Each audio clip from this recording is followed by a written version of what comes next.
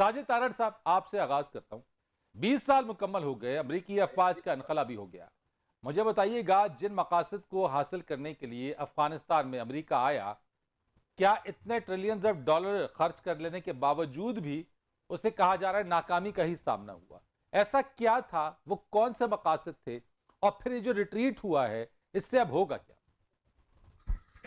मैं सबसे पहले तो यहां से शुरू करना चाहूंगा कि आज सितंबर 11 है और आज अमेरिकन प्रेसिडेंट बिलखसूस जो बाइडन और ओबामा साहब जो है वो न्यूयॉर्क वर्ल्ड ट्रेड सेंटर की जगह पे खड़े हैं और उनके पीछे जो लोग खड़े हैं उनके चेहरों पे शर्मिंदगी है, नाउमीदी है और उन मायूसी नजर आ रही है। सितंबर 11 हुआ, 20 साल सबसे ज्यादा इस सारे जो 20 सालों में सबसे ज्यादा जो मुतासर कुनान है वो अमेरिकन टैक्स पेयर्स है। आप 3 ट्रिलियन तो अफगानिस्तान में लगा, दर हकीकत 6 ट्रिलियन से ज्यादा जो लीबिया और इराक में भी लगा। उसे हासिल क्या हुआ है? शर्मिंदगी, नाउमीदी और मायूसी। इस वक्त आपको यह पता लेकिन होना मैं पूछना चाहता हूं कि क्या उस वक्त 9/11 के बाद अफगानिस्तान में आना, उस वक्त अमेरिका का यह फैसला क्या दुरुस्त? बिल्कुल दुरुस्त नहीं था उनका फैसला। देखिए 20 सालों में, इसकी मैं छोटी सी मिसाल देता हूं। दर हकीकत जो वहां पर गए थे, कहते थे उसामा बिन लादेन और बदला लेंगे, ये करेंगे। उसामा बिन लादेन के वाकये को 10 साल गुजर चुके हैं और ये 10 साल मजीद वहां बैठे रहे हैं। इनके ऑब्जेक्टिव कुछ और थे, चाइना रशिया पे नजर थी और दूसरा कई वहां पे इनके कई मकासद थे, लेकिन उन सब मकासद में से नाकाम होकर दुनिया की वाहिद सुपर पावर, ना सिर्फ अफगानिस्तान, लेकिन आप देखें लिबिया में हालात देखें, सीरिया में हालात देखें, इराक में हालात देखें, दुनिया में लाखों मुसलमानों के कत्ल के बाद शर्मिंदगी के साथ वापस आ रहे हैं। सबसे बड़ी बात तो यह है कि आज अमेरिकन टैक्स पेयर क्या सोच रहे हैं। प्रेसिडेंट साहब जाके 9/11 की यादगार पे किस मुंह से लोगों को देख रहे हैं। आज भी अमेरिकन अफगानिस्तान में फंसे हैं, किस तरीके से किस ढिठाई के साथ वहां जाते हैं लोगों के सामने। It is unbelievable. लेकिन तारड़ साहब, उसमें तो इधर रिपब्लिकन्स जो प्रेसिडेंट हो या फिर डेमोक्रेट्स रहे, तो यानी 4 प्रेसिडेंट्स रहे हैं जिन्होंने अफगान वॉर के ऊपर उनका एरा रहा, उनकी हुकूमत रही है।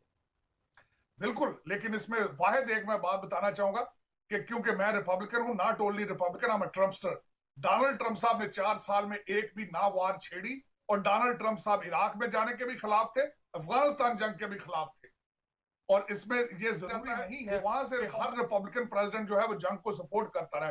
दरअसल हकीकत ये क्या है, 20 सालों की स्टोरी, इसमें अमेरिकन मिलिट्री इंडस्ट्रियल कॉम्प्लेक्स, इसमें सबसे ज्यादा पैसा उन्होंने बनाया।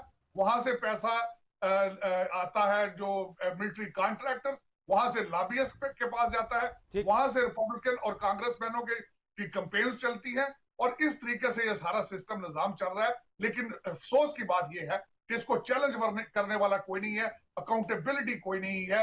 इराक के अंदर वेपन्स ऑफ मास डिस्ट्रक्शन नहीं मिले, लेकिन उस पर अकाउंटेबिलिटी कोई नहीं। ब्रिगेडियर साहब, मैं आपसे पूछना चाहता हूं जरा, जिस तरह से एयाज वजीर साहब ने कहा है कि एक तो नजर रखनी थी हमारे न्यूक्लियर एसेट्स के ऊपर, बाकी चीजें डू मोर भी हमसे किया जाता रहा। आज इस्लामाबाद की एक बड़ी पेशरफ जिसमें चीन, ईरान, रूस और ताजिकिस्तान के जो इंटेलिजेंस चीफ्स हैं उनकी मुलाकात हुई है, DGISI ने मेजबानी की है। इस चीज को आप किस तरह से देखते हैं, इस सफर को आप कैसे देखते हैं कि पहले डू मोर था लेकिन आज तमाम निगाहें हम पे मरकूज हैं? जी, बिस्मिल्लाह रहमान रहीम, बहुत शुक्रिया। पहले तो मैं आपके सवाल के जवाब से पहले मैं सिर्फ ये पॉइंट आउट करना चाहता हूँ, जो हमारे भाई साजिद तारड़ साहब ने बात की है 9/11 के बारे में। शायद वो अब इससे जिक्र करेंगे या नहीं कि वो एक रिपब्लिकन प्रेसिडेंट थे जॉर्ज बुश ने, और उनके नियो कॉन्स भी उनके साथ मिले हुए थे। और ये 9/11 के जो सारा मामला हुआ था, ये अभी भी बड़े सख्त शकूक शुबात हैं, नॉट पूरी दुनिया में और खासकर अमेरिका के अंदर, कि ये गालिबन वो चीज़ नहीं थी, जो नैरेटिव नहीं था जो कि दुनिया को बताया गया था। और इसमें ये एक डिलिबरेट अटेम्प्ट थी कि जिस तरह वर्ल्ड वॉर 2 में पर्ल हार्बर हुआ था, पे हमला किया था जापानीज सुसाइड बॉम्बर्स ने, तो लिहाजा इसका इसी तरह के एक ऑपरेशन स्टेज करके एक जवाब क्रिएट किया जाए, पैदा किया जाए कि फिर अफगानिस्तान में उन्होंने तालिबान गवर्नमेंट के खिलाफ ये जो बड़ी भरपूर वॉर ऑन टेरर का जो है आगाज किया। यही तारड़ साहब यही तो बात कर रहे हैं कि अकाउंटेबल कोई नहीं है, कोई अकाउंटेबिलिटी नहीं है, पूछने वाला कोई नहीं है कि अगर ऐसा हुआ तो क्यों हुआ। बड़े सख्त शकूक को आता है कि जनाब वो पेंटागन में जहाज आके हिट करता है और it is only 10 minutes of road time drive from Pentagon to the White House. तो कहाँ था यूनाइटेड स्टेट्स एयरफोर्स, कहाँ था United States air defence command? How did they allow, क्यों नहीं इंटरसेप्ट किया उस जहाज को? तो लेकिन उसी तरह वो जो ट्विन टावर्स हैं वो जब गिरी और जो साथ वाले टावर्स गिरे हैं वो तो ऐसा लगता था कंट्रोल डेमोलिशन है, जिस तरह कि सब प्लान्ड ऑपरेशन था। ये जहाजों का अंदर आना और ये तमाम चीजें, बहरहाल इसमें पूरी बहस हो सकती है, इसमें बड़ी शकूक की शुबात है। अब मैं आपके सवाल पे आ रहा हूँ, वो ये देखें, ये पाकिस्तान इस वक्त इज बिकम अ पिवट पूरी इंटरनेशनल कम्युनिटी के लिए।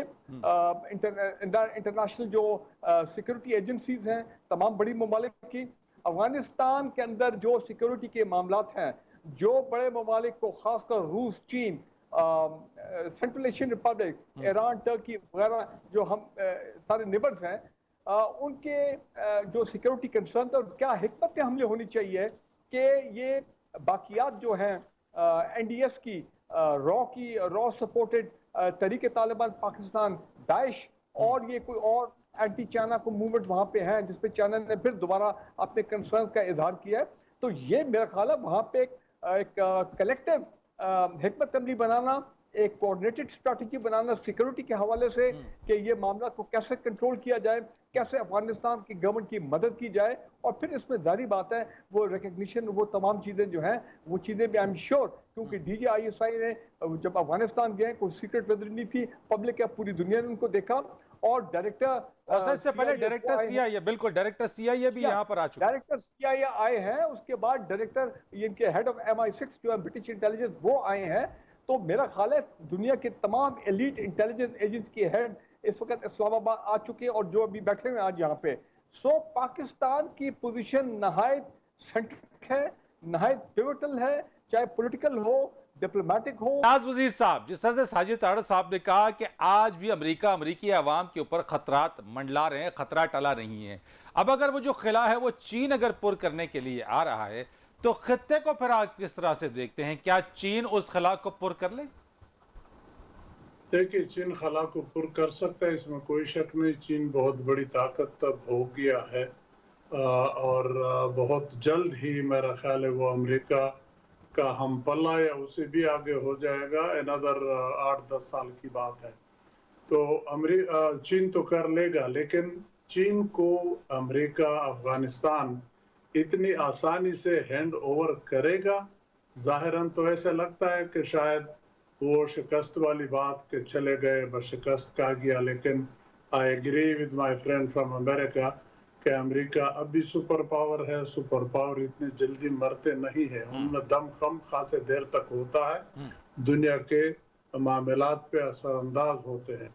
तो वो कोई दाव, कोई चाल जरूर चलेगा कि चीन के लिए, रूस के लिए यहाँ मुश्किलात पैदा करे। वो नहीं चाहता कि इस रीजन में चीन उसकी जगह ले ले। इसलिए तो हिंदुस्तान के साथ अमेरिका ने इतनी दोस्ती बढ़ाई, इतने स्ट्रेटेजिक एग्रीमेंट्स उनके साथ कर लिए।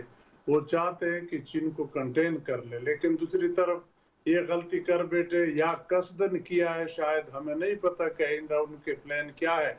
एक अमेरिका में बड़ी अच्छी बात उनके अपने मकसद के लिए, इंटरेस्ट के लिए ये है कि वो बहुत दूर की सोचते हैं। तो हमें तो जाहिर नजर आता है कि इतनी बड़ी ताकत दुम दबा के भाग गया वहां से। तो लेकिन आइंदा आने वाले 5-10 सालों के बाद क्या होगा, 20 सालों के बाद क्या होगा, वो असली हदफ होगा। तो वो नहीं चाहेगा कि चीन को अफगानिस्तान भी हवाले हो जाए। एक तो मिनरल रिसोर्सेज वहां पे बहुत ज्यादा है, दूसरा इस रीजन का अगर चीन मालिक हो जाए, CPEC कामयाब हो जाए, गवादर से लेके चीन तक, फिर ये सारी दुनिया चीन